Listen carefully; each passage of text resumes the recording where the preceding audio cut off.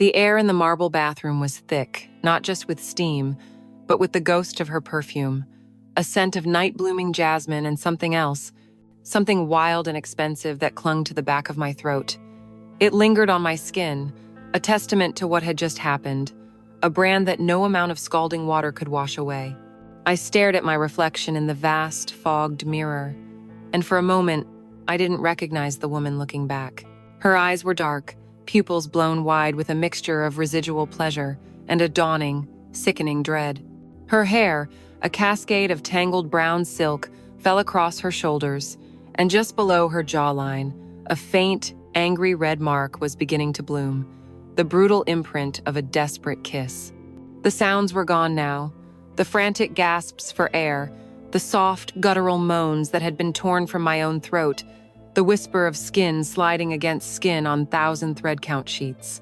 All that remained was a profound, echoing silence, the kind of silence that only exists in a house too large for its occupants. This opulence, this cathedral of wealth, was the world I had dreamed of, the world I had fought to enter. My boss, the formidable Julian Croft, had offered me the key to this kingdom, a promotion that was supposed to be the culmination of all my ambition, but I wasn't here for him. I wasn't in this room because of the career he promised. I was here because of his wife.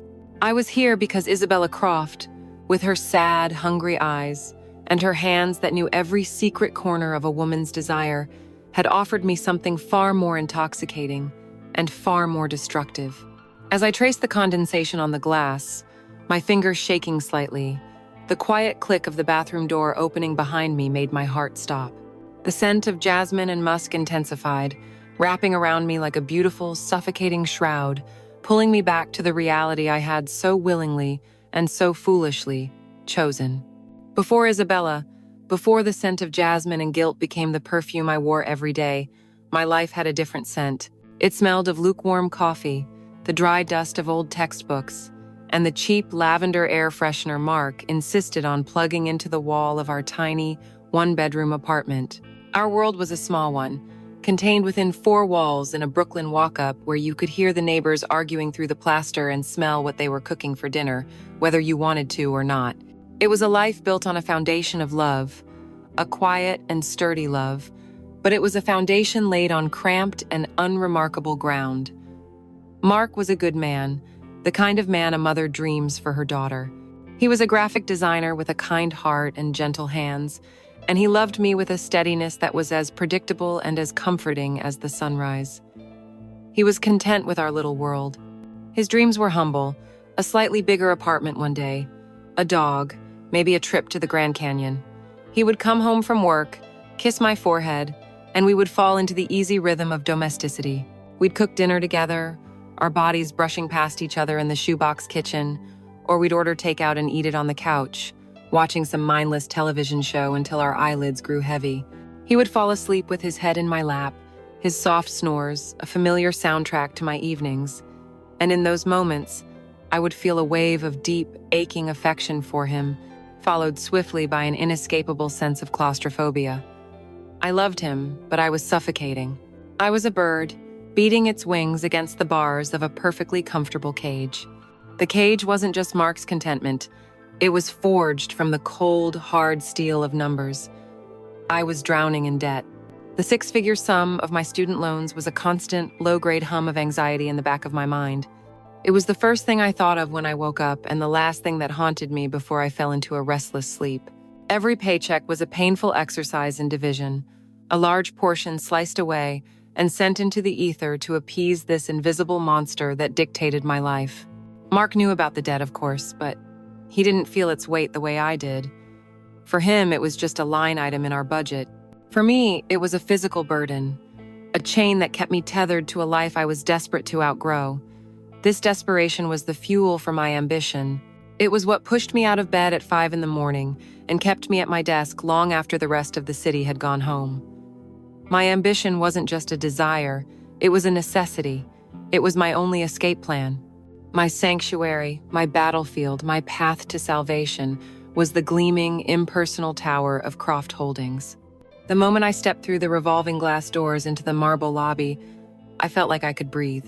The air inside was different, conditioned and crisp, smelling of money and power. Here I wasn't the girl who worried about making rent. I was Lena, a sharp and promising financial analyst. I shed my small life like a second skin and became a creature of data and projections, of market trends and strategic forecasts. I devoured information, working with a ferocity that made my male colleagues uneasy. I skipped lunches, opting instead to study quarterly reports from rival firms. I took on the projects no one else wanted, the complex, thankless tasks that required weeks of painstaking research, and I delivered results that were impossible to ignore. I was building my reputation, brick by painstaking brick. I wanted to transform myself. I didn't just want to work in this world, I wanted to belong to it. I wanted to be the woman in the tailored suit and the killer heels, the woman whose opinion mattered, the woman who never ever had to look at a price tag. At the absolute apex of this world sat Julian Croft. He was less of a man and more of a legend within the company. We, the worker bees on the lower floors, rarely saw him up close. We'd catch a glimpse of him striding through the lobby, flanked by his lieutenants, a whirlwind of quiet authority in a suit so perfectly tailored it seemed to be a part of him. He had a reputation for being ruthless in business but fair. He didn't suffer fools, and he demanded excellence. He was everything I aspired to be: powerful, respected, and untouchably successful. In my 2 years at the firm, I had spoken to him directly, maybe 3 times. They were fleeting, formal encounters where my heart hammered against my ribs. He'd look at me with his piercing gray eyes that seemed to assess and calculate everything they saw, and offer a curt, "Good work on the quarterly projections, Lena," or a simple "Keep it up." Those few words were enough to sustain me for months. They were proof that I was on his radar, that my efforts were not going unnoticed. He was the sun, and I was just a small planet, hoping to be pulled into his orbit. The moment it happened, the moment the universe finally seemed to tilt in my favor, was on a Tuesday evening. It was late, past 8, and the office was nearly empty, a ghost town of glowing monitors and silent desks. I was packing up, my brain fried from a day of analyzing merger financials, when my phone buzzed. It was an email from his executive assistant. "Mr. Croft would like to see you in his office." My blood ran cold, then hot. I smoothed my skirt, took a deep breath, and took the elevator up to the 50th floor, the executive level. His office was vast, one entire wall, a sheet of glass overlooking the glittering sprawl of Manhattan. The city lights were a carpet of diamonds at his feet. He was standing by the window, a glass of amber liquid in his hand. He didn't ask me to sit. He just turned, his presence filling the enormous room. "Lena," he said, his voice a low baritone. "I've been watching you. Your work ethic, your analysis. It's sharp, aggressive." He took a slow sip of his drink. "The board has just approved the creation of a new role, head of strategic analysis. It's a senior position, reports directly to me. It requires someone who sees the whole chessboard, not just the next move. It requires someone with hunger." He paused and looked directly at me, and that one word, hunger, hung in the air between us. It was as if he could see right through me, past the professional facade and into the gnawing emptiness I tried so hard to fill. "The job isn't officially posted yet," he continued. "But I think you have the potential. Don't let me down." And that was it. He turned back to the window, a clear dismissal. I walked out of his office in a daze, my feet barely touching the plush carpet. The promise of it, the sheer, intoxicating possibility, was overwhelming. It was everything I had ever worked for, everything I had sacrificed for. Standing in the empty hallway, I felt a profound sense of triumph. I believed, in that moment, that I had finally found the key to my cage. I had no idea that I was merely walking into a much larger, more gilded one. The invitation arrived in a heavy, cream-colored envelope, the Croft family crest embossed in gold at the top. It felt less like an invitation and more like a summons. The annual Croft Foundation Charity Gala was the social event of the season for our corporate world, a night where staggering amounts of money were pledged and careers were subtly made or broken over cocktails and canapes. For me, it was something else entirely. A chance to be seen, to solidify the promise Julian had made me, to prove I belonged in his world. I spent 2 weeks' worth of grocery money on a simple, elegant black dress that I hoped looked more expensive than it was. Mark, ever the supportive boyfriend, wore his one good suit and told me I looked like a movie star, but as we handed the keys of his beat-up Honda to a valet who parked it between a Bentley and a Maserati, I felt like a fraud. The Croft estate wasn't just a house. It was a declaration of war on modesty. Perched on a cliff overlooking the Atlantic, it was a sprawling masterpiece of glass and white stone, glowing like a lantern against the darkening twilight sky. The air smelled of salt and money. A string quartet played somewhere on the vast lawn, the melancholic notes of a cello weaving through the murmur of conversation and the clinking of champagne flutes. Everywhere I looked, there were beautiful, confident people, their laughter easy, their posture perfect. I clutched my champagne glass like a shield, the cold, bubbling liquid doing little to calm the frantic hummingbird wings of my heart. Mark, bless him, was trying his best. He pointed out the ridiculous ice sculptures and whispered jokes about the Botoxed faces of the ancient socialites, but his attempts to ground me only highlighted how out of place we were. He saw a spectacle. I saw a hierarchy, a complex ecosystem I was desperate to navigate. I finally spotted Julian near the massive floor-to-ceiling windows that overlooked the ocean. He was in his element, the undisputed king of his castle, effortlessly charming a circle that included a state senator and the CEO of a rival tech firm. I waited for a break in the conversation, my palms sweating, and eventually caught his eye. He beckoned me over with a slight nod. "Senator, I'd like you to meet Lena," he said, his hand resting briefly on the small of my back. The gesture was possessive and professional, a mark of ownership. "She's one of my brightest young analysts, the future of the company." The senator smiled, a politician's smile, his eyes glazing over, and Julian was quickly pulled into another conversation. The praise was intoxicating, a public confirmation of my status, yet the brevity of it was a cold slap. I was his asset, a promising piece on his chessboard, but I was still just a piece. As I retreated back to the relative anonymity of the crowd, a familiar pang of disappointment hit me. This was the top, and it still felt so far away. It was then that I saw her. I had seen photos of Isabella Croft, of course, in society magazines and on the Foundation's website. But the photographs were a pale imitation, a two-dimensional ghost of the woman who now stood near the grand piano. She wasn't holding court like her husband. She was simply existing, and her quiet presence seemed to bend the light in the room around her. She wore a slip dress of emerald green silk that clung to her body like water, revealing the elegant curve of her spine and the sharp, delicate line of her collarbones. Her dark hair was swept up in a loose, elegant chignon, a few errant strands framing a face that was not just beautiful, but intelligent and achingly sad. There was a weariness in her eyes, a depth that seemed to absorb all the glittering superficiality of the party around her. She held her wine glass with a languid grace, her painted red lips a slash of vibrant color against her pale skin. She wasn't interacting with anyone, just observing, her gaze sweeping across the room with a kind of detached, regal boredom. I couldn't look away. It was as if I was watching a panther that had found its way into a petting zoo, a creature of exquisite danger and grace, profoundly out of place, and yet completely in control. I must have been staring, because our eyes met across the crowded room. I expected her to look away, to dismiss me as just another anonymous face in the crowd. But she didn't. She held my gaze, and a slow, enigmatic smile touched her lips. My heart skipped a beat. A moment later, Mark tapped my shoulder. "Another drink?" I nodded, unable to speak, and he disappeared toward the bar. When I turned back, Isabella was gone from her spot by the piano. I felt a strange sense of loss. Then a low, musical voice spoke directly behind me. "You look like you need rescuing." I turned, and she was there, closer than I could have imagined. The scent of her jasmine perfume was subtle but intoxicating.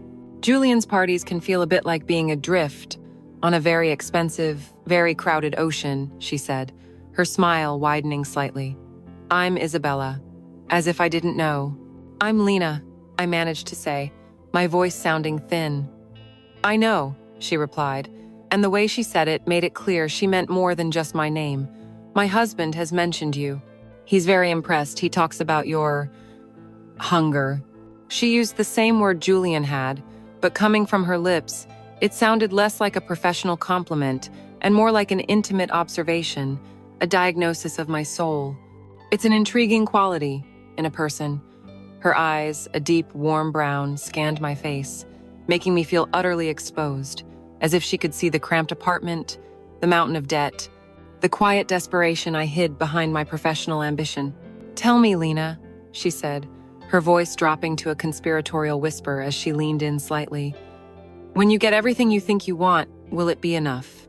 The question was so direct, so profoundly personal, it took my breath away. It was the very question that lurked in the darkest corners of my own mind. Before I could formulate an answer, she lightly touched my bare arm, her fingers cool against my skin. The touch was brief, almost accidental, but it sent a jolt through my entire body, a spark of electricity that had nothing to do with ambition and everything to do with a feeling I couldn't name. "It was a pleasure to finally meet you in person," she said, pulling her hand back. "I feel like we have a great deal to talk about, perhaps somewhere a little quieter than this." She gave me one last, lingering look, a look that held a universe of unspoken promises, and then she turned and glided away, disappearing back into the glittering crowd. I stood frozen, my champagne forgotten, my arm tingling where she had touched me. The brief, validating moment with Julian was now a distant memory, completely and utterly eclipsed by the gravitational pull of his wife. The party was still in full swing, but for me, the world had tilted on its axis. A door had been opened, and I knew with a terrifying certainty that I was going to walk through it. The email arrived 3 days after the gala. It didn't come to my corporate inbox, which was constantly pinging with the mundane rhythms of my job. This one appeared silently in my personal email, the one I used for student loan statements and newsletters I never read. The sender was simply I, Croft, from an address that was nothing more than a discrete series of letters and numbers. The subject line read, "Following up." My breath hitched in my chest. I opened it, my hands trembling slightly. The message was brief, elegant, and masterfully ambiguous. She wrote that she had so enjoyed our conversation that she believed a deeper understanding of the family dynamics and Julian's world outside the office would be invaluable for someone in my new, high-stakes position. She suggested we meet for coffee or tea, somewhere quiet. It was a perfectly plausible, almost thoughtful gesture from the CEO's wife to a rising star employee. It was an invitation that, on its surface, I couldn't possibly refuse if I was serious about my career.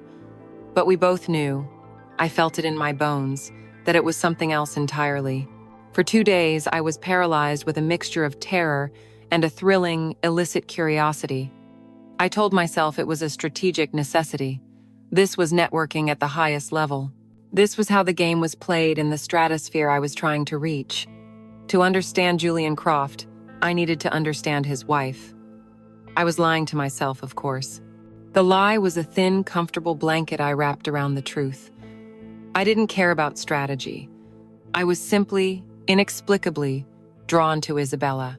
The memory of her voice, her scent, the brief, electric touch of her fingers on my arm, it had replayed in my mind on a continuous loop. I replied, my tone as professionally courteous as hers, and agreed to meet. She chose a place called the Orangerie, tucked away in a discreet 5-star hotel in the Upper East Side. The moment I walked in, I felt as though I had crossed into another country, one where I didn't speak the language. The room was a hushed sanctuary of muted creams and soft velvets, filled with the scent of fresh lilies and old money. Sunlight streamed through arched windows, illuminating the dust motes dancing in the air like tiny diamonds. The clinking of silver spoons against porcelain was the only sound, a gentle counterpoint to the silent deference of the waitstaff. It was a world built for quiet, expensive secrets. Isabella was already there, seated at a secluded corner table. She looked up as I approached, and her slow smile made me feel both welcome and completely out of my depth. Today she was dressed in a simple, cream-colored cashmere sweater and tailored trousers, an ensemble that likely cost more than my monthly rent. She looked effortlessly chic, as if she had been born in this very room, while I felt clumsy and conspicuous in my best work blazer. "Lena," she said, her voice the same low, musical tone I remembered. "I'm so glad you could make it." As I sat down, she was already pouring me a cup of tea from a silver pot, a gesture of domesticity that felt strangely intimate and disarming in this formal setting. For the first 20 minutes, she kept to the script. She was brilliant, offering me a masterclass in how to navigate the treacherous waters of my new role. She spoke of Julian with a kind of affectionate detachment, like a historian discussing a great and complicated king. "You must understand," she said, her eyes fixed on mine over the rim of her teacup. "Julian's only true marriage is to the company. It's his child, his lover, his god. Everything and everyone else is secondary." She explained the subtle power dynamics on the board, the vanities of the senior partners, the best way to present an idea to Julian so that he would believe it was his own. The advice was invaluable, a stream of insider information I could never have gotten anywhere else. It was a masterful performance, lulling me, making me feel as if this was a mentorship, a professional alliance between two sharp women. She was drawing me in, making me trust her, and I was letting her. I was so captivated by her insights, by the sheer power of her intellect, that I almost forgot the nervous energy thrumming just beneath my skin. Then, with the effortless grace of a dancer, she pivoted. She placed her cup down with a soft click and leaned forward slightly, creating a new and palpable intimacy between us. "But that's enough talk about business and my husband," she said, her voice dropping a notch. "I want to know about you, Lena. What truly drives a woman like you? I see the ambition, it radiates from you. It's beautiful, but I know it's more than just a bigger paycheck." The question hung in the air, personal and penetrating. She didn't wait for an answer, instead offering a piece of herself as bait. "I was ambitious once," she said, a flicker of that profound sadness returning to her eyes. "I had a promising career in art curation, but I made a choice. I chose Julian, and I chose this life." She gestured vaguely at our opulent surroundings. "I live in a museum, Lena. Everything is exquisite, and everything is behind glass. Julian is a magnificent provider. He built me the most beautiful cage imaginable, but he never comes inside it with me." Her confession was shocking in its honesty, a deliberate act of vulnerability designed to disarm me completely.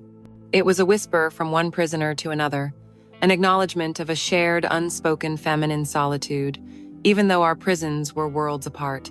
She made me feel seen, not as an employee or an ambitious girl, but as a woman with a hidden, hungry heart. This was the moment. The air grew thick, charged with everything that had been left unsaid. Her eyes held mine, and I felt as if I were drowning in their warm brown depths. She reached across the table, not quickly, but with a slow deliberation that made my pulse thunder in my ears. Her fingers brushed against mine, then her hand gently covered my own. Her skin was warm and impossibly soft. It was not a handshake, nor a friendly gesture. It was a claim. "Julian can give you the world he knows," she whispered, her voice a velvet caress. "Power, position, money. It's a fine world, but it's all black and white, isn't it? It's all numbers on a page." Her thumb began to move in a slow, hypnotic circle on the back of my hand. "There is another world, Lena, a world of color and sensation, a world of things that can't be quantified on a balance sheet, the kind of knowledge that comes from touch, from connection, from passion." She leaned closer still, her jasmine scent enveloping me. "He can give you a career. She paused, letting the word hang in the air, can give you an education." She squeezed my hand gently, a final, definitive punctuation to her offer. Then she let go. She stood up with a fluid grace, leaving a bill on the table without even looking at it. "Think about it," she said softly. "It could be our own strategic alliance." And with that, she turned and walked away, leaving me alone in the silent, opulent room, the warmth of her hand still burning on my skin, and her impossible proposition echoing in the chambers of my heart. For a week, Isabella's offer was a fever in my blood. By day, I was the consummate professional, building spreadsheets and financial models, my face a mask of calm competence.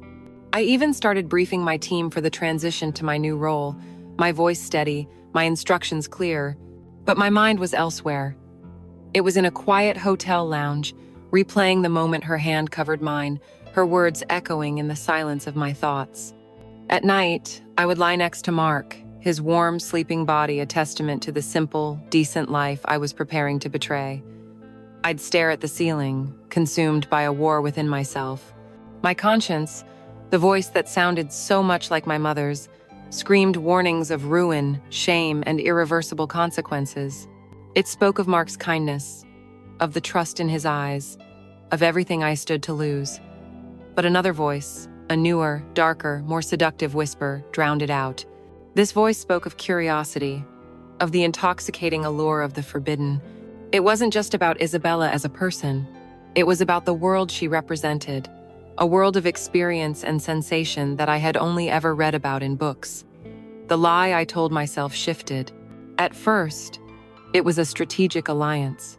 Now it became a necessary exploration. I told myself this was a single, controlled experiment, a boundary I needed to touch just once to understand its dimensions, so that I could then retreat back to safety, armed with new knowledge. The rationalizations were flimsy, pathetic excuses, and I knew it. I wasn't in control. I was being pulled by a current far stronger than my will. The decision was made long before the text message arrived, but the message made it real. It came on a Wednesday afternoon. A single, stark line from an unknown number. He's in Singapore for the week. The house is empty. 8 p.m. There was no question, no invitation. It was an instruction, and my only response was the frantic, desperate beating of my own heart. That evening, I told Mark I had to work late, a final meeting with a client. The lie slid off my tongue with a horrifying ease. Driving my sensible sedan towards the cliffs, towards her house, felt like a dream. The world outside my car seemed unreal, the familiar streets foreign. The Croft mansion was different at night without the throngs of people. It was a silent, monolithic beast, sleeping by the sea, with just a few windows glowing with a warm, inviting light like a predator's eyes. I parked on the street, not daring to enter the grand driveway, and walked to the colossal front door, my heels clicking a nervous rhythm on the stone path. Before my knuckles even made contact with the wood, the door swung open. Isabella stood there, silhouetted against the light from the foyer. She wasn't wearing a gown or a cashmere sweater. She was wearing a long robe of deep burgundy silk, tied loosely at the waist. It did nothing to hide the shape of her body beneath it. Her hair was down, falling in dark waves over her shoulders, and her feet were bare. She looked not like a CEO's wife, but like a pagan queen in her private temple. "I was beginning to think you wouldn't come," she said, her voice a low murmur. She didn't smile, but her eyes held a triumphant gleam. She stepped aside to let me in, and the scent of jasmine and wine washed over me as I crossed the threshold. She led me past the grand staircase and the formal living areas, down a hallway lined with art that was probably priceless, and into a room I hadn't seen before, the library. It was a sanctuary of dark wood, worn leather, and the comforting smell of old paper. A fire was roaring in the stone hearth, casting flickering shadows on the walls and casting a warm, conspiratorial glow over the entire room. The world outside, with its rules and its morality, ceased to exist. There was only this room, this fire, and this woman. The tension was a physical presence in the room, a third entity sitting with us. Isabella moved with a languid, deliberate grace, pouring 2 glasses of a deep red wine. She handed one to me, her fingers brushing mine for a fraction of a second too long. My hand was shaking so badly I was afraid I would spill it. We didn't speak of work or her husband. We sat in 2 large leather armchairs near the fire, the silence stretching between us, punctuated only by the crackle and pop of the burning logs. I took a sip of wine, the rich liquid burning a trail down my throat, doing little to calm me. "Are you frightened, Lena?" she finally asked, her voice soft. I could only nod, unable to find my voice. "Good," she said, a faint smile playing on her lips. "You should be. The best things are always a little frightening." She stood up and began to wander the room, her bare feet silent on the thick Persian rug, her silk robe whispering with every step. She was talking, her voice a hypnotic drone, telling me about a painting on the wall, about the first edition book on a shelf, but I wasn't listening to the words. I was watching her, mesmerized by the way the firelight caught the curve of her hip, the line of her throat. This was the true seduction. It wasn't a rush of passion, but a slow, deliberate dismantling of my defenses, a masterful creation of an atmosphere where anything was possible. She came to a stop in front of my chair and looked down at me. She gently took the wine glass from my hand and placed it on the table beside me. My heart felt like it was going to beat its way out of my chest. Then, she slowly knelt before me, so we were at eye level. She raised a hand and tucked a stray strand of hair behind my ear, her touch feather light. "You are so beautiful when you're terrified," she whispered, and then she leaned in and kissed me. The kiss was not what I expected. It was not aggressive or demanding. It was soft, questioning, tasting of wine, and a profound, bottomless wanting. It was a question, and my response was the answer she was waiting for. Every ounce of my fear, my guilt, my resistance, dissolved in that single moment, replaced by a surge of heat so intense it left me dizzy. I made a small sound in the back of my throat, a whimper of surrender, and my hands, of their own volition, came up to tangle in her dark, soft hair. The kiss deepened, becoming hungry, desperate. It was the kiss of two people who had been starving for something they couldn't name. She pulled away, leaving me breathless, and stood up, holding her hand out to me. I took it, and she led me to the thick, soft rug in front of the fireplace. There, in the flickering firelight, she untied the belt of her robe.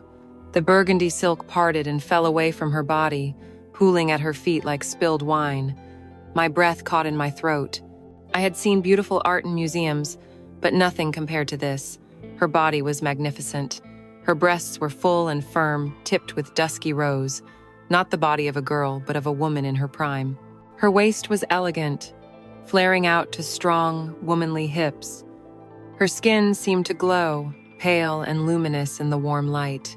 This was not just a body, it was a landscape, and I was a terrified, eager explorer. She saw the awe in my eyes and smiled, a true, genuine smile this time. She came to me and began to unbutton my blouse, her movements slow and sure. As each piece of my cheap, sensible work attire fell away, I felt as if I were shedding a lifetime of inhibition. When I was as naked as she was, she drew me down to the rug with her. Her hands and mouth began a slow, meticulous exploration of my body, discovering places I never knew were sensitive, awakening nerve endings that had slept my entire life. She was an artist, and my body was her canvas. My initial shyness was burned away by the sheer force of the pleasure she was giving me. I, who had always been so quiet and controlled, heard myself moaning her name, my voice thick with a pleasure so intense it bordered on pain. I writhed beneath her touch, my hands clutching at her back, her shoulders, desperate for more. It was a complete unraveling, a violent and beautiful shattering of the quiet, sensible girl I had always been. When my release finally came, it was not a gentle wave but a tidal surge, a blinding white light that ripped a scream from my throat, a sound of pure, primal, unadulterated sensation that was swallowed by the silent, watchful books of the library. Afterward, we lay tangled together on the rug, our bodies slick with sweat, the fire casting long, dancing shadows over us. My head rested on her chest, and I could feel the steady, calm rhythm of her heart beneath my ear, a stark contrast to the wild storm that had just passed through me. The world outside, Mark, my job, my guilt, none of it existed. There was only the sound of the crackling fire, the scent of sex and wood smoke, and the profound, dazed stillness of the aftermath. I had crossed a line, a Rubicon of the flesh, and in the quiet of that room, I felt no regret. There was only a terrifying, thrilling sense of wonder. I had discovered a new continent within myself, and I knew with absolute certainty that I would be back to explore it again. The drive home was a surreal journey through a city that no longer felt like my own. The familiar glow of streetlights seemed harsh and interrogating. The mundane storefronts and late-night delis looked like scenes from a life I used to live a lifetime ago. My body still thrummed with a phantom echo of Isabella's touch, a deep, resonant hum beneath my skin. My mind was a chaotic gallery of images from the library, the flicker of firelight on pale skin, the dark silk of her robe pooling on the floor, the hungry look in her eyes just before she kissed me. I felt branded, altered on a cellular level. When I finally reached my own street, my own building, it looked small and shabby, a flimsy cardboard set from a low-budget play. I stood before the door to my apartment, my key in my trembling hand, and hesitated. It felt like a sacred line I was about to cross, a portal back to a reality I had permanently desecrated. Taking a deep, shuddering breath, I turned the key and stepped inside. The air hit me first. The faint, comforting scent of our life, Mark's coffee from the morning, the takeout we'd had the night before, and the cheap, cloying lavender air freshener he loved it all smelled artificial, suffocating. It was the smell of innocence, and I, reeking of expensive wine, sex, and another woman's perfume, was an intruder in its midst. I moved through the quiet apartment like a thief, shedding my clothes in a trail on the floor and going straight to the bathroom. I stood under the scalding spray of the shower for a long time, scrubbing my skin until it was raw and red, as if I could physically wash the memory of her off of me. But her scent wasn't just on my skin. It was in my hair, in my lungs, in my mind. The water couldn't touch the stain inside me. I looked down at my own body, this vessel I had offered up so willingly. It felt alien to me now, a landscape of betrayal. I could see the faint impression of her fingers on my hip, a shadow of her lips on my inner thigh, and these marks of pleasure now looked like bruises of guilt. Every nerve that had sung with ecstasy just an hour before now screamed with shame. The woman in the firelight had been a creature of pure, uninhibited sensation. The woman shivering in this small, tiled shower was a fraud, a liar, a ghost haunting the edges of her own life. The pleasure had been a blinding, brilliant flash, but the guilt, I realized with a cold, sinking certainty, was a slow-acting poison, and I had just ingested a fatal dose. I slipped into bed as quietly as I could, but Mark stirred. He rolled over, his face soft with sleep, and reached for me. "Hey," he mumbled, his voice thick and warm. "You're back. Long night?" His simple, loving question felt like a white-hot poker against my soul. "Yeah," I whispered, my voice hoarse. "Just a lot to wrap up." He drew me closer, his arm wrapping around my waist, his face nuzzling into the crook of my neck. "You feel cold," he murmured, his breath warm against my skin. He tried to kiss me, a familiar, sleepy gesture of affection, and my entire body went rigid. I flinched, turning my head away involuntarily. It was a small movement, but in the intimacy of our bed, it was as loud as a gunshot. He pulled back slightly, his sleepiness replaced by a flicker of concern. "You okay?" I couldn't look at him. "I'm sorry," I said, the lie tasting like acid in my mouth. "I'm just exhausted, stressed about the new role." The excuse was flimsy, pathetic. He was the kindest, most trusting man I had ever known, and I was feeding him poison. His body, which had always been my safe harbor, now felt like a cage of judgment.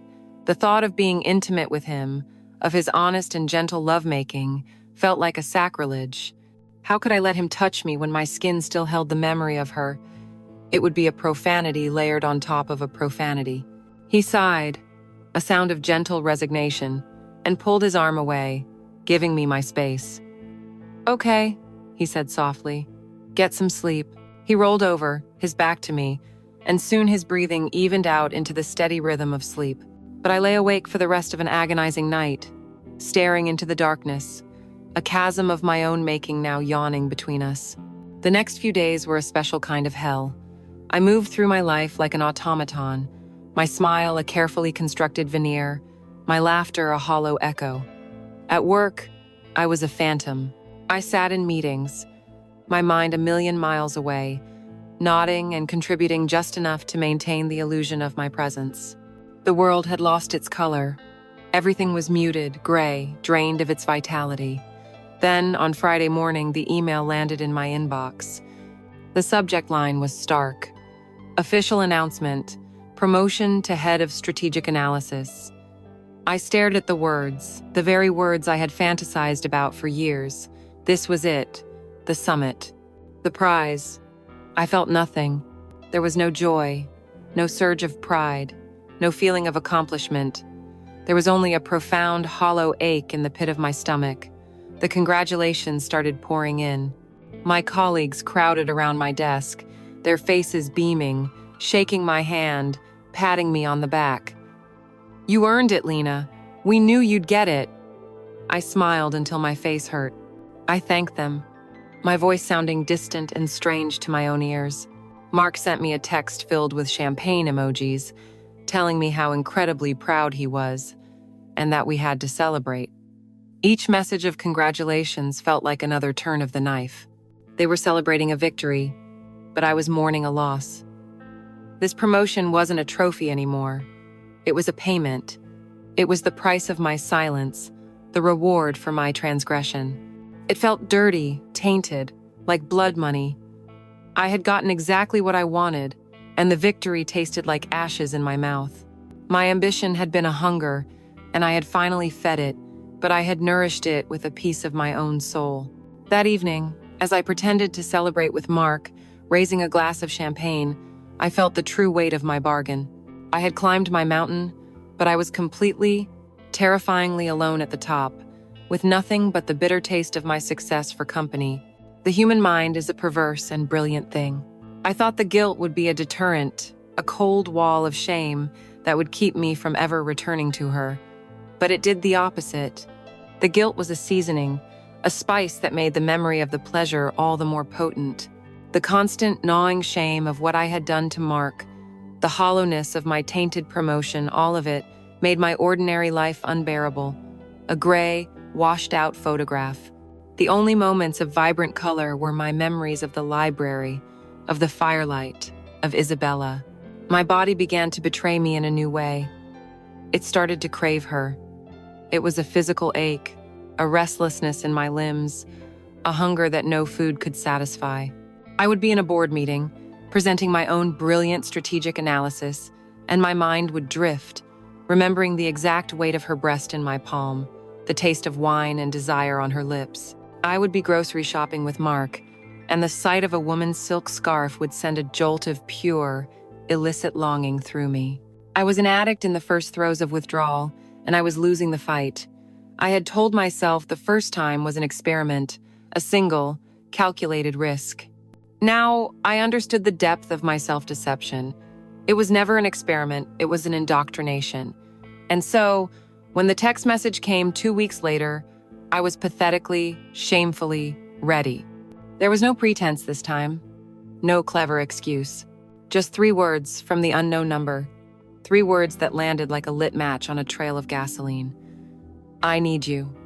My thumbs hovered over the keypad, my mind a blank slate.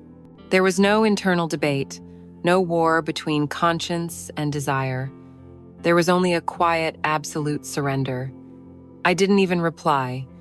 I just left the office, walked to my car, and drove. She had sent an address, a boutique hotel in a trendy, anonymous part of downtown I never frequented. It was a place of sleek lines, dark wood, and discreet staff, a place built entirely for secrets. There was no need to check in. She had simply texted me a room number. The elevator ride up was an exercise in controlled breathing. The fear and trepidation from our first encounter were gone, replaced by a raw, desperate anticipation that was almost painful. This wasn't a nervous girl walking into a den of temptation anymore. This was an addict heading for her fix, and my whole body hummed with a dark and terrible energy. I knocked on the door of room 912, and it opened almost instantly. Isabella stood there, and the sight of her stole the air from my lungs. She was wearing a simple, elegant black lace bra and matching panties, a thin silk robe open over them. The fragile black lace was a stark, stunning contrast against the pale cream of her skin. Her hair was down, and her eyes were dark with an intensity that mirrored my own. The questioning, seductive demeanor was gone. In its place was a look of pure, confident ownership. She knew I would come. She knew I couldn't stay away. She didn't say a word. She just reached out, took my hand, and pulled me inside the room, kicking the door shut behind me. The kiss was immediate, a collision. It wasn't the slow, exploratory kiss from the library. This was a kiss of raw hunger, of desperation. It was punishing and possessive, her fingers tangling in my hair, pulling my head back as her tongue plundered my mouth. All the pent-up need, all the frustration and longing of the past 2 weeks exploded in that single, frantic point of contact. My briefcase clattered to the floor. I clawed at her, my hands gripping the silk of her robe, pulling her hard against me. This was not a seduction, it was a reunion of co-conspirators. She broke the kiss, her breath coming in ragged gasps, and began to undress me. Her movements swift and efficient, her eyes never leaving mine. She unbuttoned my work blouse and unzipped my sensible skirt with an impatient expertise, stripping away the public Lena, the competent head of strategic analysis, until I stood before her in my plain, functional underwear, feeling utterly exposed and yet more myself than I had ever been.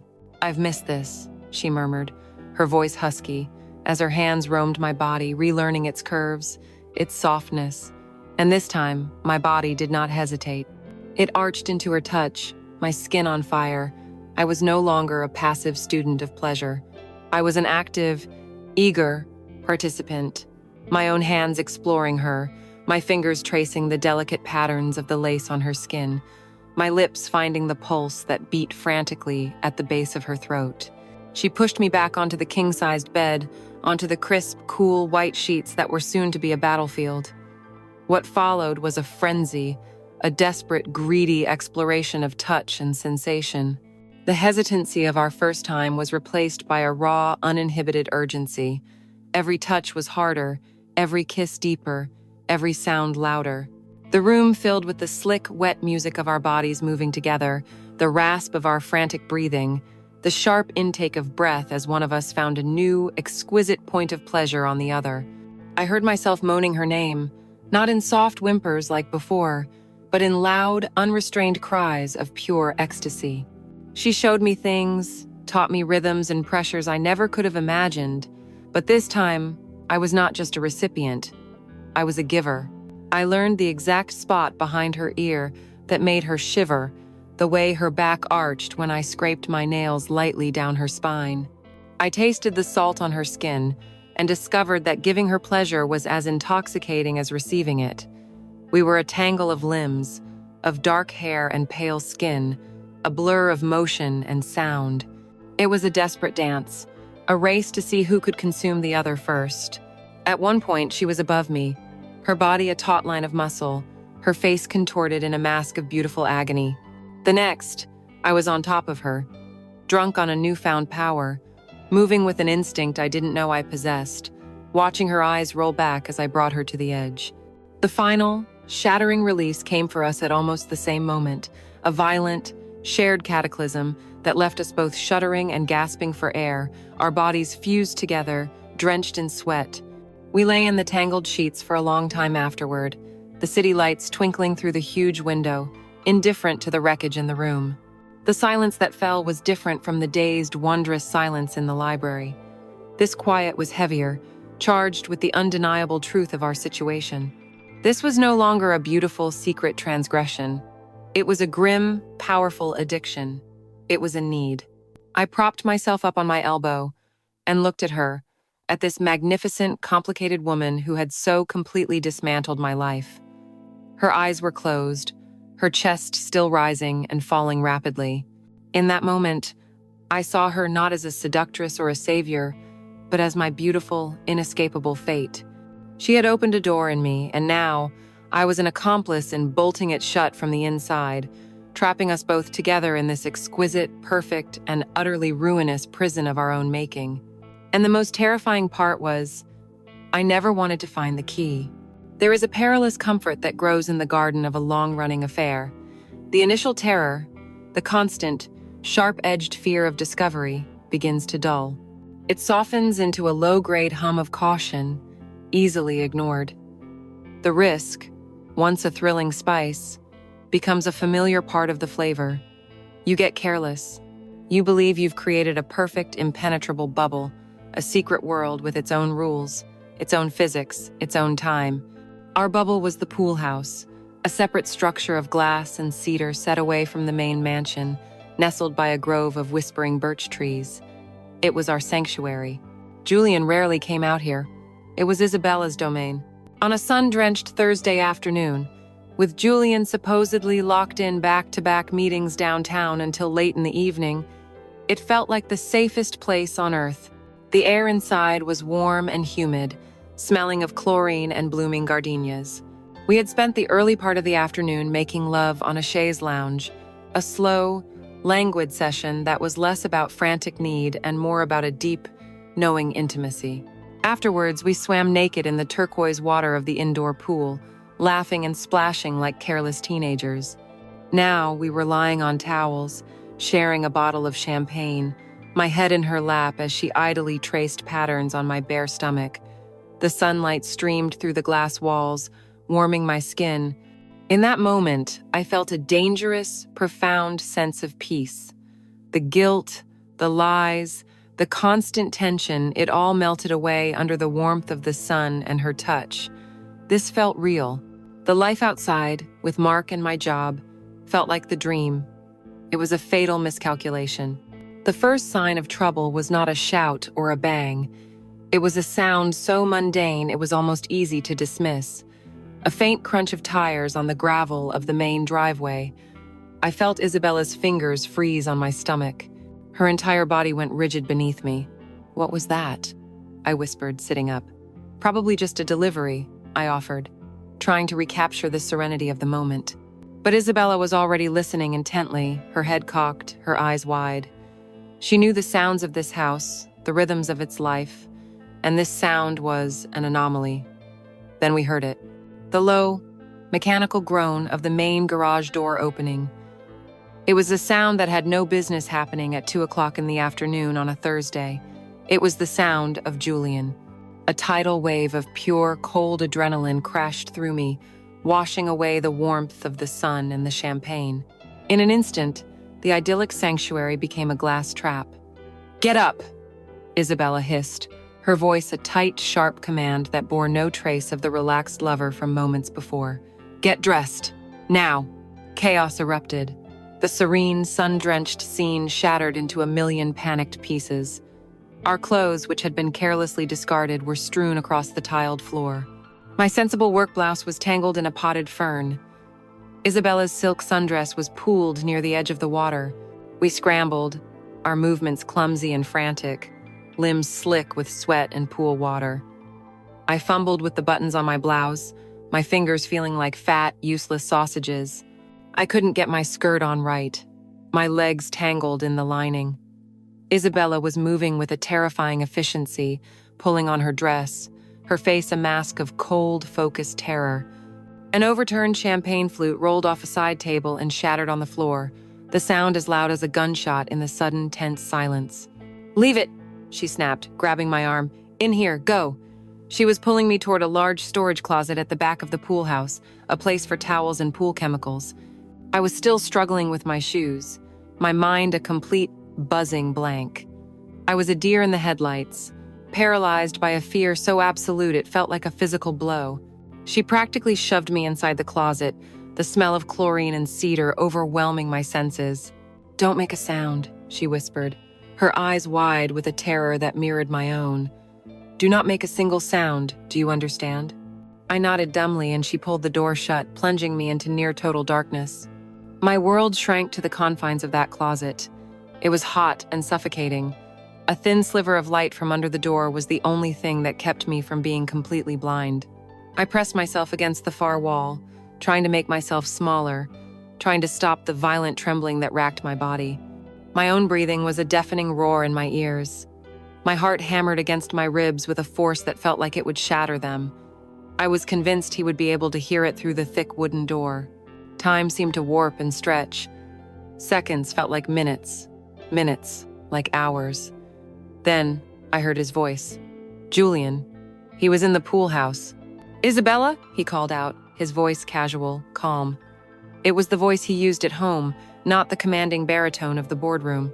It was the voice of a husband, and hearing it from my hiding place felt like the ultimate violation.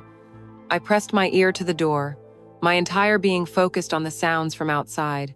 "Darling," I heard Isabella reply, and my blood ran cold at the sheer artistry of her deception. Her voice, which had been a panicked hiss moments before, was now light, airy, and laced with gentle surprise. "I didn't hear you come in. Did your meetings end early?"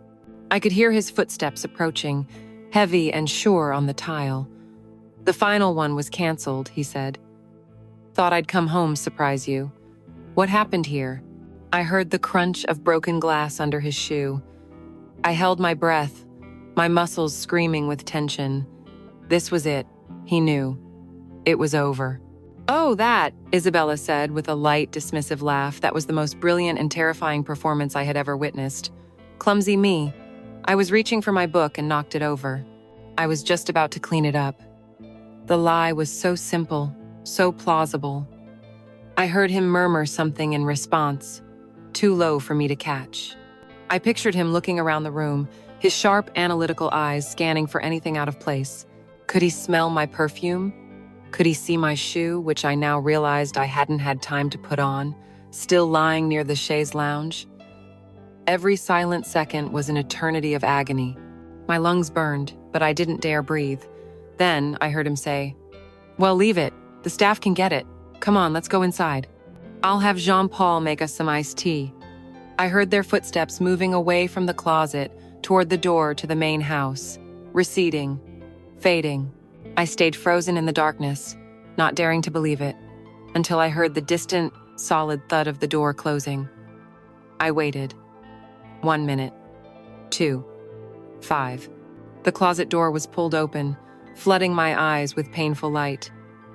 Isabella stood there, her face pale and drawn, her perfect composure finally cracking. We didn't speak. I stumbled out of the closet, my legs weak, and we fell into each other's arms, clinging to one another, both of us shaking uncontrollably.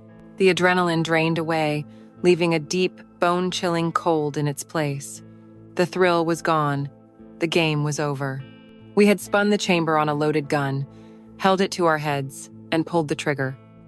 And this time, we had heard the empty, terrifying click. But we both knew, as we stood there trembling in the ruins of our safe bubble, that we would be foolish enough to play again. The fear, I now understood, wasn't a deterrent. It was part of the addiction. Fear is a powerful crucible. It can shatter a bond, or it can forge it into something unbreakable. For us, the terror of that afternoon in the pool house did the latter. In the silent, fearful week that followed, we didn't see each other. The risk was too fresh, the memory of Julian's voice outside the closet door too vivid. Our communication was reduced to short, cryptic texts, little digital heartbeats to confirm the other was still okay. But the distance didn't create space between us. It did the opposite. It fused us together in a way that pure pleasure never could have. We were no longer just lovers sharing a secret.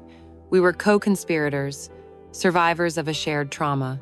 The memory of our frantic scramble, of my suffocating minutes in the darkness, of the masterful calm in her voice as she lied to her husband, it became our sacred, unspoken story. The world, which had felt gray and muted after our first encounter, now felt actively hostile. Every interaction with Mark was a performance, his oblivious affection a sharp, painful jab. Every meeting with Julian was a tightrope walk over a chasm of discovery, his casual praise for my work now feeling like the benevolent cluelessness of a man being utterly betrayed. My life was a fragile house of cards, and the near disaster had shown me just how easily a single breath could bring it all down. The affair was no longer a thrilling escape. It had become my only reality, the only place where I didn't feel like a complete and utter fraud. When we finally agreed to meet, it wasn't for sex. It was for something far more necessary. She picked me up in her car, a sleek, anonymous black sedan, and we just drove, aimlessly, through the darkening suburbs. The closed, private space of the car felt like a mobile confessional. The carefully constructed walls between us, even the ones we maintained during our trysts, finally crumbled. I went first. The words poured out of me in a torrent of fear and guilt. I told her about the terror in the closet, the feeling of my lungs seizing up, the certainty that my life was over, I told her about Mark, about the agony of lying to his kind, open face every single day. I confessed how my promotion felt like a brand of shame, a constant reminder of my deceit. I cried.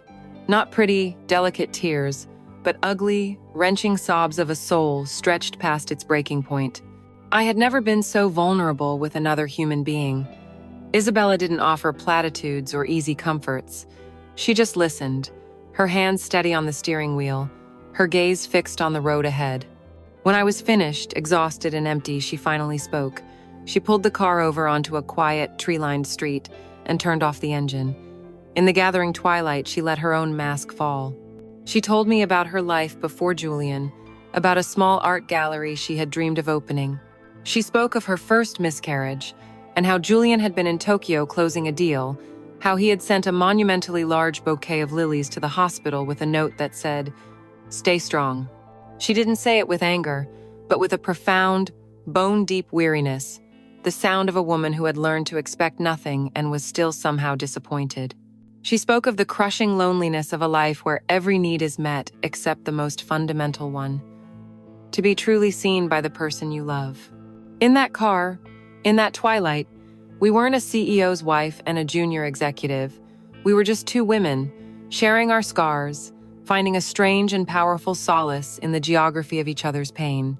She drove us back to the mansion, but this time, she didn't lead me to the library or a guest room.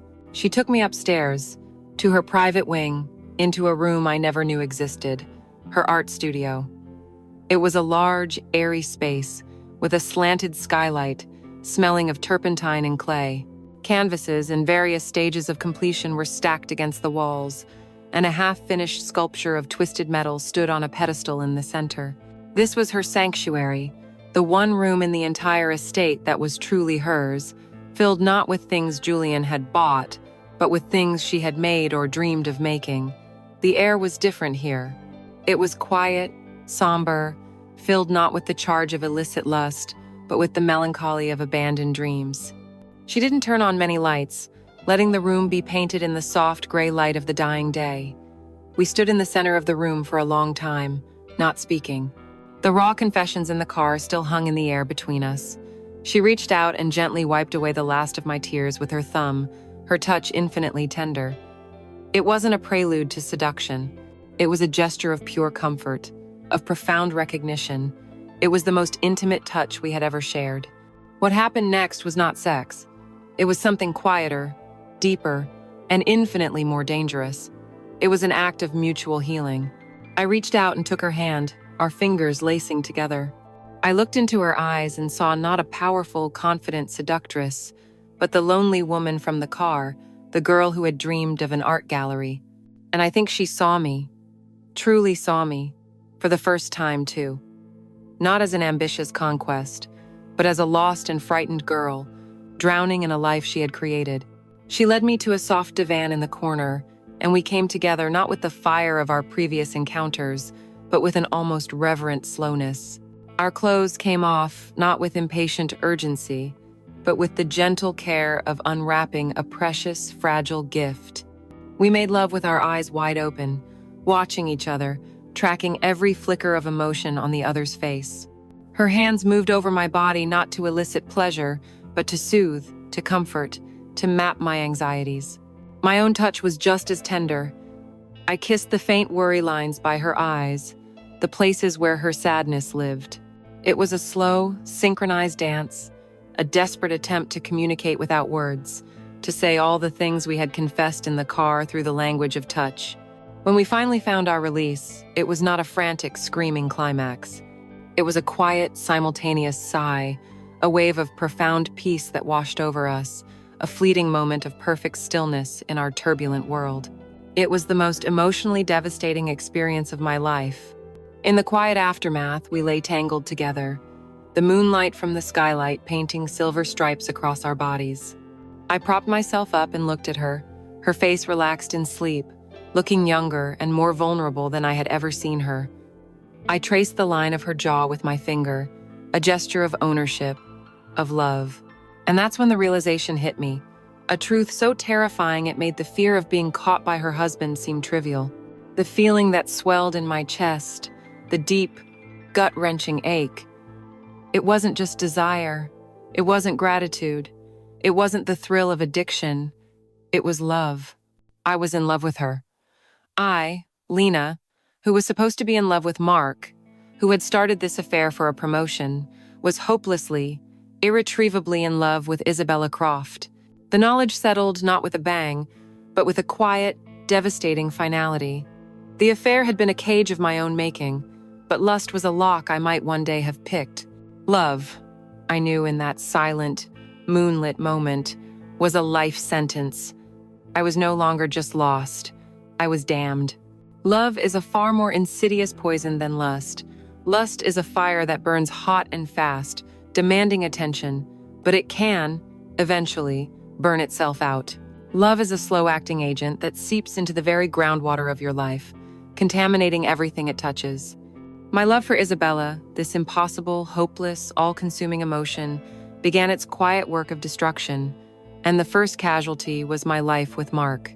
Before, my guilt had been a barrier. Now, my love was a universe separating us. I was no longer just a woman with a secret. I was a citizen of another country, living under a false passport in my own home. Every touch from him, every kind word, every shared joke felt like a lie I was telling with my body, with my breath. The apartment, once our cozy nest, became a stage for a tragic play where I was the unwilling star, forgetting my lines, fumbling through my scenes. He tried, so hard, to reach me. One evening, he came home with takeout from my favorite Thai restaurant and a bottle of wine, his eyes shining with an earnestness that broke my heart. He spread a blanket on the living room floor and lit a few candles. "I thought we could have a real date night," he said, his smile so hopeful. "We haven't connected in a while. I miss you, Lena." An older version of me would have melted. The current me felt only a suffocating panic. As he started talking about the future, about a bigger apartment across the bridge, about finally getting a dog, his words were like stones being dropped into a deep well, each one a painful reminder of the life I could no longer lead with him.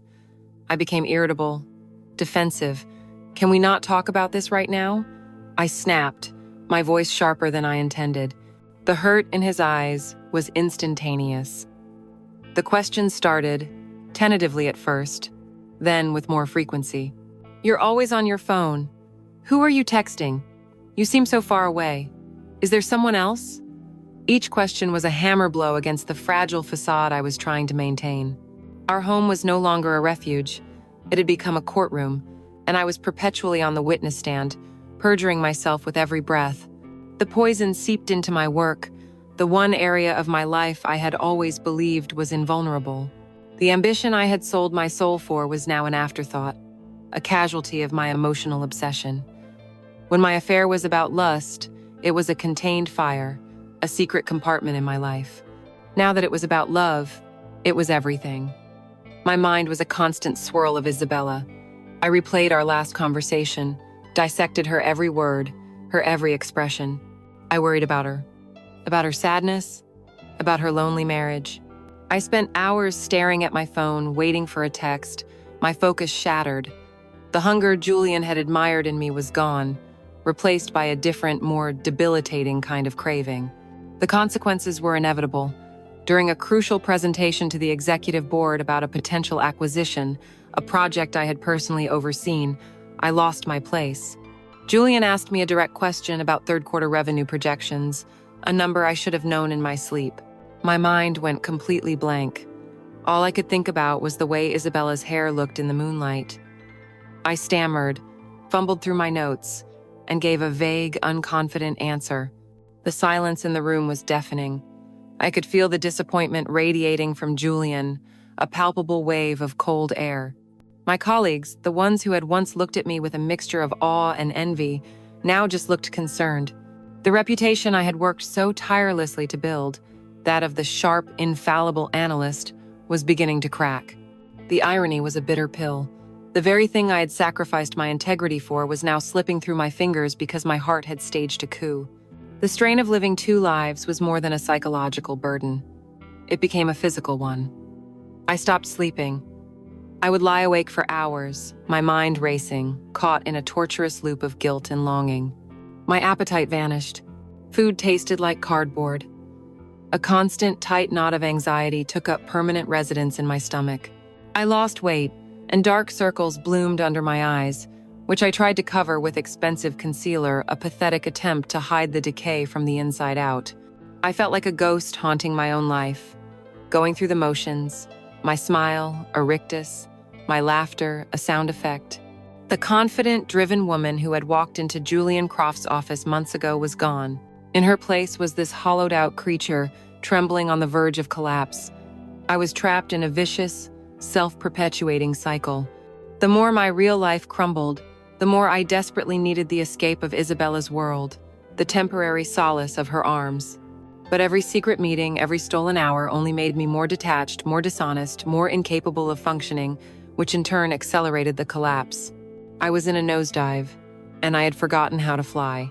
The most complex and agonizing part of my unraveling was my relationship with Julian. Every interaction with him was a dizzying cocktail of conflicting emotions. When he would praise me in a meeting, a hot wave of shame would wash over me. He was commending a phantom, a woman who no longer existed, while I was systematically betraying him in the most intimate way imaginable. The guilt was a physical presence, a weight on my chest that made it hard to breathe in his presence. And beneath the guilt was a constant thrumming fear. He was a man who prized loyalty and control above all else.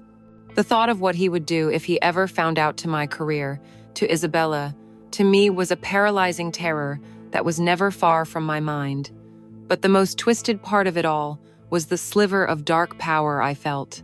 I knew things about his life, about his wife, that he would never know. I knew the taste of her tears, the sound of her laughter when she felt truly happy, the specific texture of her scars. When he would mention her in passing, Isabella is planning a trip to Tuscany, he might say offhandedly I would have to lock every muscle in my face to keep from reacting. I knew she wasn't planning a trip. She was dreaming of running away. This secret knowledge was a heavy, corrupting burden, but it also gave me a perverse sense of intimacy with their marriage, a feeling of being on the inside of their gilded cage. I was the keeper of their secrets, the ghost in their machine. The tension became almost unbearable, a constant high-wire act that left me perpetually dizzy and disoriented, waiting for the inevitable fall. The end of a world doesn't always come with a bang. Sometimes, it arrives in the form of a heavy, watchful silence. For 3 days, Mark and I had been orbiting each other in the small space of our apartment like two celestial bodies whose gravitational pull had been inexplicably reversed. The questions had stopped. The attempts to connect had ceased. He was polite, distant, his eyes holding a new and unreadable depth. A part of me, the part that was still capable of self-preservation, knew this was a dangerous calm, the eerie stillness of the air before a tornado. But I was too exhausted, too submerged in my own chaos, to do anything about it. I just let the silence fester, hoping it would somehow dissipate on its own. It was a Tuesday evening when the storm finally broke. I was in the shower, letting the hot water sluice over me, trying to wash away the phantom scent of Isabella's studio, a place I had visited just that afternoon. My phone, my carefully guarded lifeline to my secret world, was on the nightstand by our bed.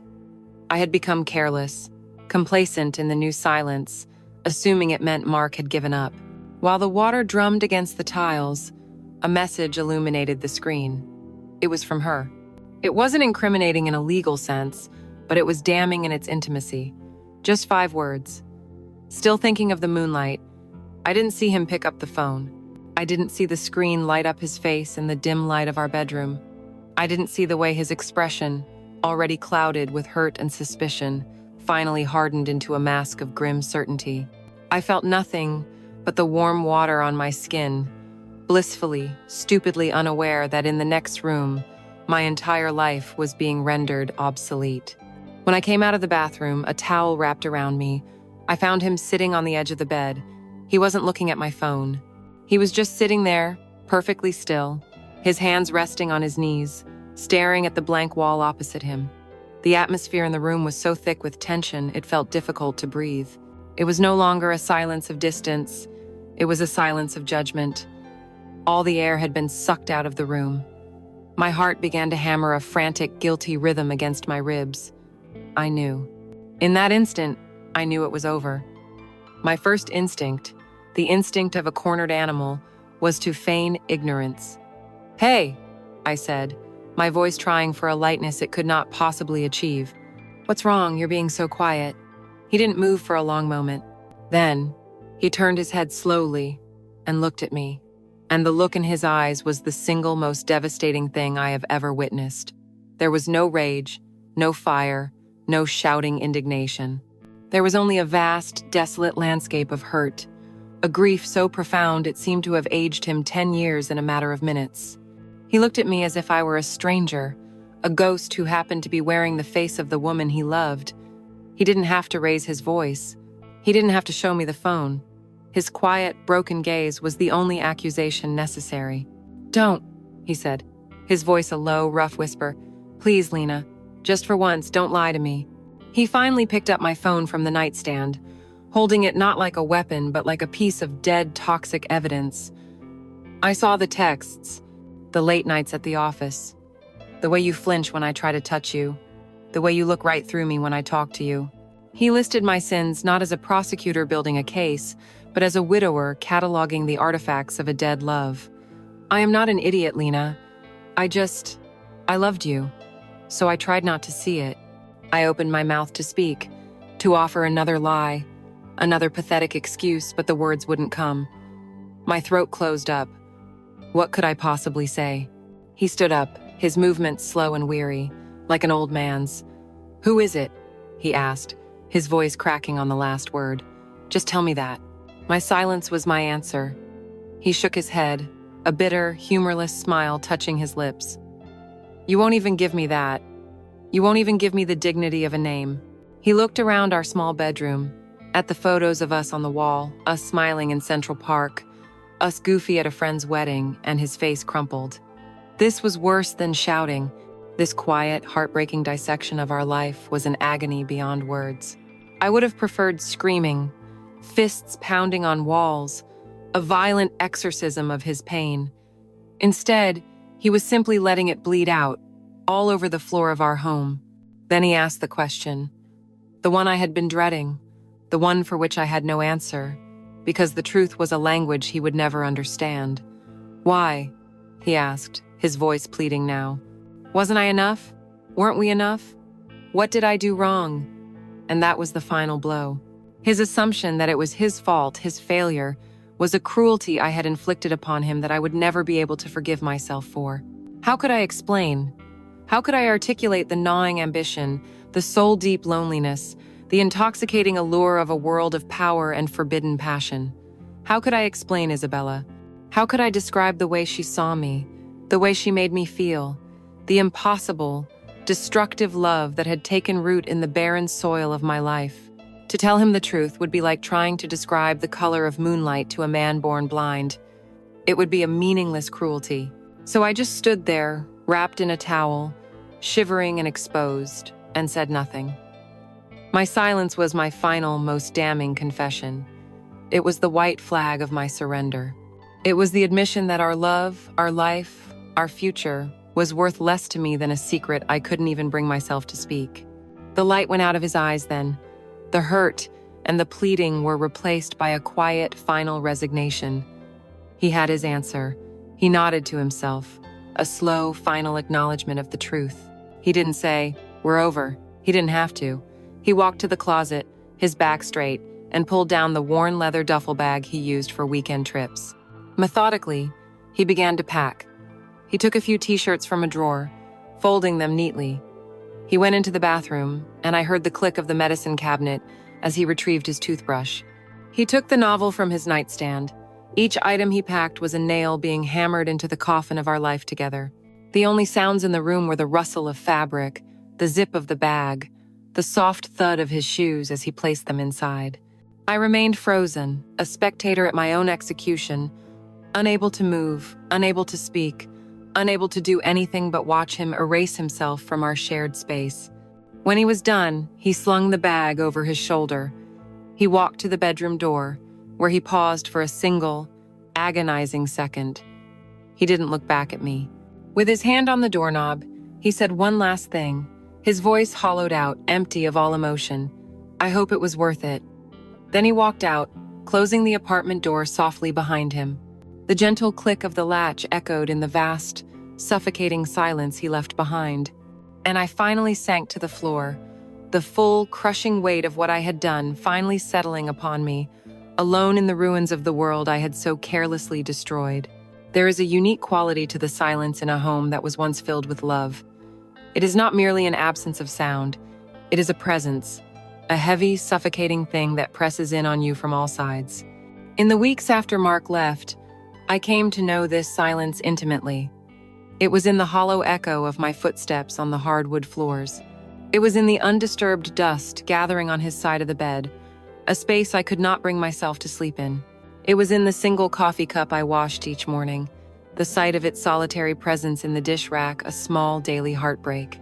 His scent, a familiar mix of soap and clean laundry, faded slowly from his pillow, and with its final departure, the last ghost of our life together was exorcised. I was left alone in the mausoleum of our shared memories, surrounded by the artifacts of a love I had murdered. I had thought, in some deluded part of my mind, that his absence would be a kind of freedom, a liberation from the constant lying, the suffocating guilt. But I had not understood that his presence, his simple, steady love, had been the anchor that kept my world from spinning into chaos. Now, unmoored, I was simply adrift in the vast, silent emptiness of my own choices. The spoils of my victory were ashes in my mouth. I went to work each day and sat in my new corner office, the one with the panoramic view of the city. I swiveled in the expensive ergonomic chair, my nameplate gleaming on the door. Lena, head of strategic analysis. It was everything I had ever wanted. It was a title, a salary, a symbol of arrival, and it was utterly, completely meaningless. The ambition that had driven me with the force of a physical hunger was gone, sated by a bargain that had cost me everything of value. The power I had craved felt like a costume I was forced to wear. The respect of my colleagues, a constant, painful reminder of the fraud I had become. The promotion was not a key that had unlocked a new and brilliant future. It was the door to a gilded cage, slamming shut behind me.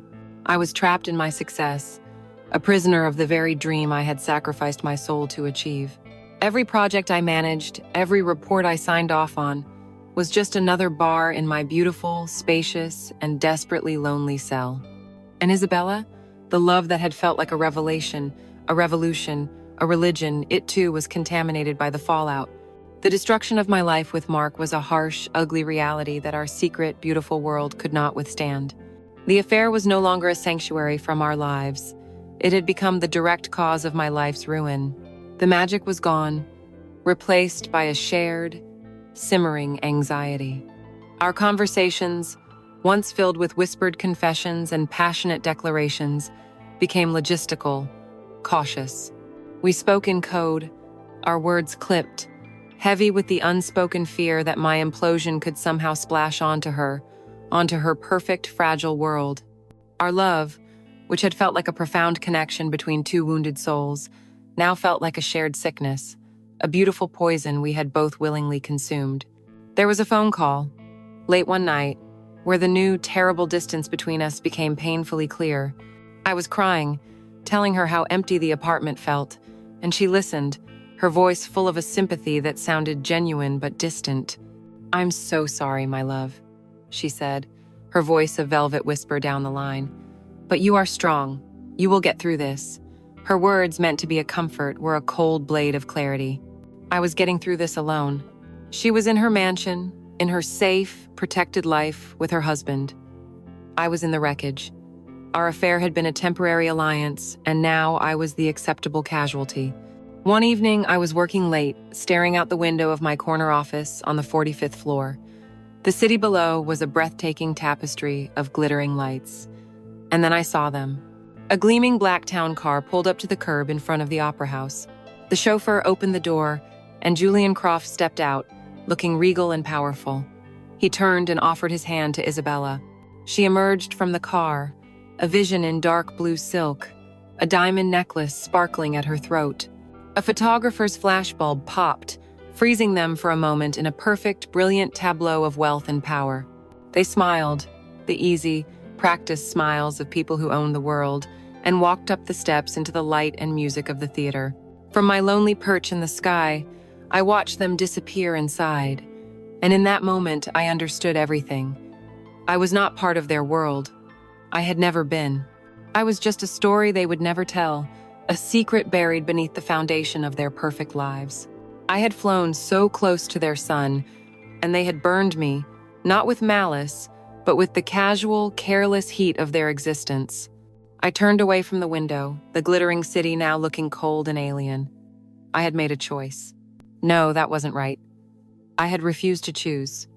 I had wanted the quiet, steady love of a good man and the intoxicating, dangerous passion of a beautiful woman.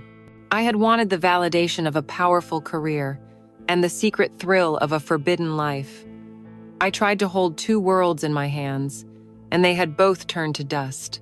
All I had left was this office, this view, and this profound, echoing solitude. I had gotten my promotion, but the price, I now knew, was everything else.